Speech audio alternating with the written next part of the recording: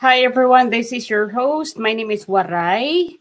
Ang pag-uusapan po natin ngayon ay tungkol sa impeachment ni VP Sara na finally, sabi nila, mag-uumpisa na yung trial, lalo na yung mga atat na mga makabayan block na atat na talagang buksan yung impeachment ni VP Sara.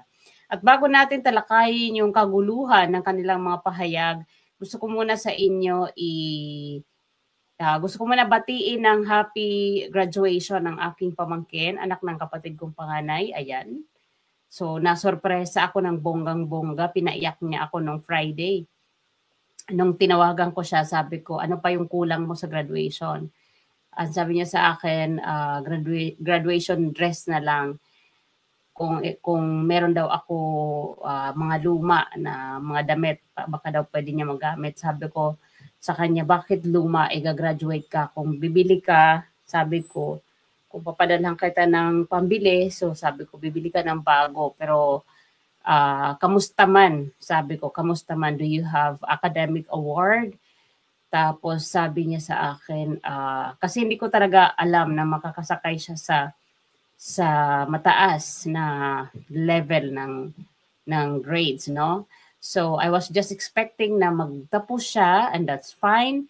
Importante napagtagumpayan niya yung kanyang pagsusunog kilay. So I was just surprised when she told me na she is one of the magna cum laude. Kaya congratulations sa aking pamangkin si Zylan. So let's now continue to our topic. Itong guys ang pag-uusapan natin. Nagulat ako, wala sana akong balag ngayon mag-record ng video, pero habang nanonood ako dun sa garden, nag-rest kasi pagod. So may 2 hours break ako. Umuupo ako dun sa garden sa labas. Habang nagbabrowse ako ng YouTube, nakita ko ito si Percy. Si Percy, yung isa sa makabayan na atat na trial na si VP Sara, ay meron pala siyang binitawang statement kanina na umaalma siya dun sa pagmamadali o mabilisang kilos ng mga senador dito sa trial ni VP Sara kasi hindi ginulat tayo ng mga senador, lalo na si Cheese. Ginulat tayo na nanumpa na siya, though wala sa calendar nila na ngayon siya manunumpa o kahapon dyan sa inyo. Nagulat ang lahat na biglang, 'di ba, after their debate, finally nanumpa na ito si Cheese bilang siya ang Senate President at dapat siya yung nauunang manunumpa para kapag panumpa na siya, ang kasunod na manunumpa yung mga senator judges. So nung nanumpa na si Cheese, siyempre naglabasan na yung mga speculation na tuloy-tuloy na ito, mag-uumpisa na sa Wednesday yung trial, at inalmahan nito ni Percy at ng iba pa niyang mga kasamahan sa makabayan na bakit daw ganun kabilis, o 'di ba? Saan ba talaga lulugar ang ating mga senador? Kasi dito sa kanyang statement o quote card noong June 3 na nararamdaman niya na parang walang interes yung ating SP sa impeachment, nagbigay siya ng pahayag dito sa quote card. At kung babasahin natin yung quote card, ang sabi niya, every day of delay sends the message that the Senate President is either afraid of Vice President Sara Duterte or worse, actively protecting her. Sa bawat araw ng pag-delay ng impeachment, ito ay nagbibigay mensahe na ang mga leader natin sa Senado ay takot kay VP Sara o di naman kaya pinoprotektahan siya. So yun ang kanyang pahayag ni Percy. This is June 3 nung nag-resume ang Senate from recess. So ito yung pahayag ni Percy kasi ramdam niya na wala naman pala, walang pagbabago, walang good news para sa kanila. Kung ano ba ang mangyayari sa impeachment, mababasura o itutuloy ang trial o ano ba talaga. Hindi siya naging kontento sa araw na yon kaya nakapag-quote card siya dyan. So ngayon, nananumpa na si Cheese Escudero, meron na naman ulit siya pahayag at parang kinokontra niya rin yung kanyang sinabi doon sa quote card noong June 3. So remember, June 9 tayo ngayon, June 10 na sa inyo dyan sa Pilipinas. So panoorin natin itong balita galing sa News 5. Kongresista at House Prosecutor sa mungkahing tapusin ng impeachment trial ni Vice President Sara Duterte sa loob lang ng 19 na araw. Giit nila, pwede yang itawid sa susunod na Kongreso. Nasa frontline ng balitang yan si Marian Enriquez. Hindi pabor ang mga kongresista at House prosecutors sa planong gawin ang impeachment trial ni Vice President Sara Duterte sa loob lang ng 19 na araw. Iminungkahi kasi ni Senate Majority Leader Francis Tolentino na umpisahan sa June 11 ang impeachment proceedings at magkaroon ng desisyon o judgment sa June 30, sakto sa pagtatapos ng termino ng mga nakaupong senador sa 19th Congress. Parang 2 araw lang yung nabibigay for presentation of evidence. And if you're going to divide it into the 7 articles, that really will not be enough time. We're not ready yet to say how much time we need, but definitely 2 days will not be enough. Giit ni One Rider. Iyan sila yung mga maiingay dati, sila Joel Chua, ito sila, 'di ba, na gigil na sa impeachment ni VP Sara na hindi agad inaksyonan ng Senado noong ipinasa nila yung Article 4 noong February 3 bago mag-recess. So, ang sinabi nila forthwith, kailangan agad-agad maumpisahan. Kaso, hindi pinakinggan ni SP yung kanilang hiling na agad-agad umpisahan kasi nga recess. Inansist pa nila na kahit recess daw, kung tutuusin, kung gugustuhin ni SP ay magagawa ng paraan. Pwede nga daw magpatawag si SP ng emergency parang meeting, pwede siya mag-request sa Pangulo na magkaroon ng emergency meeting para lang maumpisahan itong impeachment trial proceeding. Kaya lang, di ba, hindi si SP sumunod sa mga kagustuhan nila, kundi nag-calendar siya. At yung calendar ni SP, which is June 3 sila nag-resume, ay ang sabi ay babasahin yung mga articles, pero hindi natuloy. So ngayon, na-move sa 11 yung pagbabasa ng mga articles kay VP Sara. Since nanumpahan na si kanina, si SP, at yan ang kagulat-gulat na nangyari after the debate na hindi natin lahat inasahan na manunumpa na si SP bilang isang senator judge leader at kailangan niya gawin ito dahil manunumpa pa yung mga senator judges. So naggulat tayo, like ako nagulat ako dahil nanonood lang ako doon ng balita kanina, biglang dumaan sa akin sa wall na finally nanumpa na si SP bilang Senate judge. So ngayon, ang itong mga atat na umpisahan na, makikita mo sila naman ngayon ang nadidismaya na bakit minamadali, hindi kaya sa oras. Di ba nga, gusto nga nila ito umpisahan. Ito pa si Percy, panoorin natin. Dinamay pa niya si Carlos Yulo. Anong kinalaman ni Carlos Yulo sa impeachment ni VP Sara? Bakit ito nadamay? Party List Representative Rog Gutierrez na isa sa tatayong House prosecutors, hindi kailangan madaliin ang paglilitis. Pwede raw kasing tumawid ang impeachment trial sa 20th Congress. Ganito rin ang sentimiento ng mga kongresistang nag-endorso ng naunang impeachment complaints laban kay VP Sara.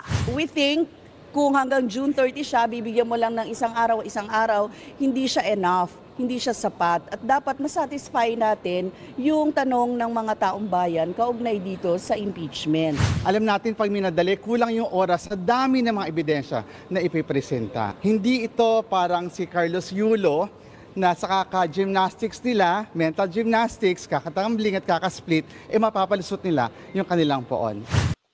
Di ba? So parang nadamay pa si Carlos Yulo dito. Wala namang kinalaman sa impeachment si Carlos, bakit nadamay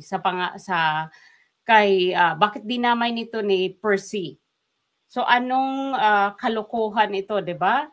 So yung mga atat noon, ngayon umuurong yung buntot na mag-uumpisa na sa Wednesday yung trials.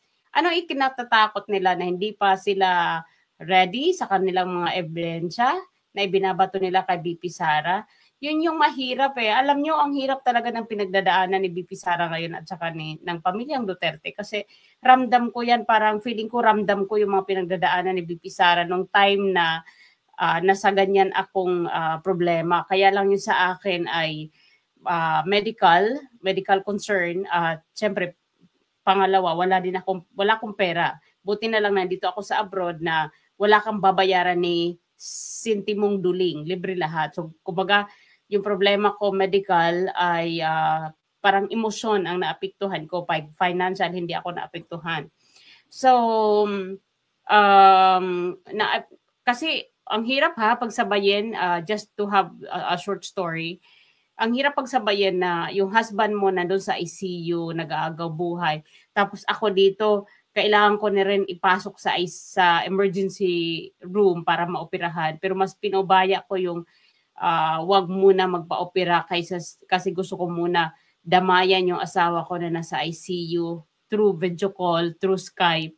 Kasi kung nandun ako sa ospital, syempre walang wifi. Kung meron man mahina, makakarating sa kwarto ko kasi nga kulob yung kwarto. Kahit gaano kalakas yung wifi mo o yung data mo, kung maglo-load ka ng malaki, wala ka ring signal na makukuha kasi nga yung mga room sa hospitals ay mga kulob. Mahirap pasukan ng signal. Kahit yung normal call, mahirap. So ngayon, naalala ko yung buhay ko that time na way back pandemic time, no? Pandemic pa, tapos nandun ako sa ospital, yung husband ko rin nasa ospital.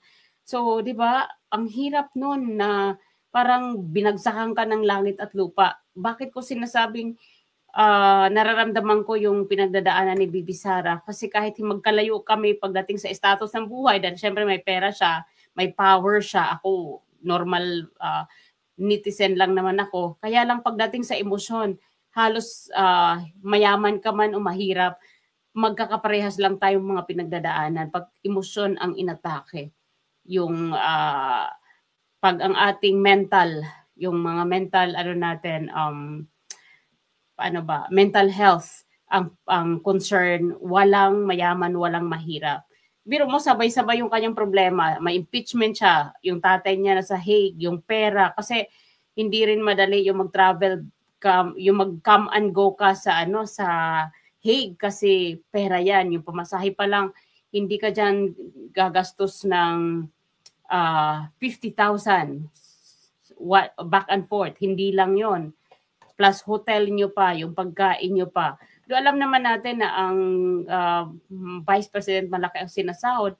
Pero syempre, ang buhay natin, kapag malaki yung sahod mo, malaki din yung pangangailangan mo. Ganun tayo. So ngayon, nakakabilib lang si BP Sara kasi talagang kaya niyang pagsabay-sabayin na pinipersecute siya, pinipersecute din yung tatay niya. Tapos wala pa siya sa tabi ng kanyang mga anak, which is very important na nandun ka dapat sa anak mo kasi maliliit pa.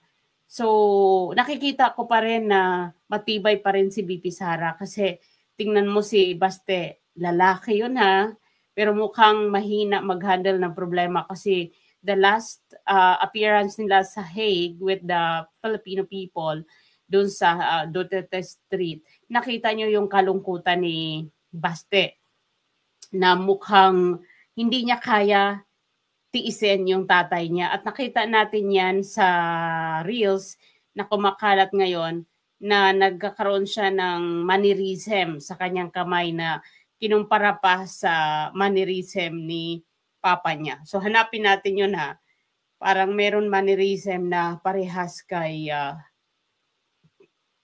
Baste at saka kay PRD. Oh, tingnan nyo.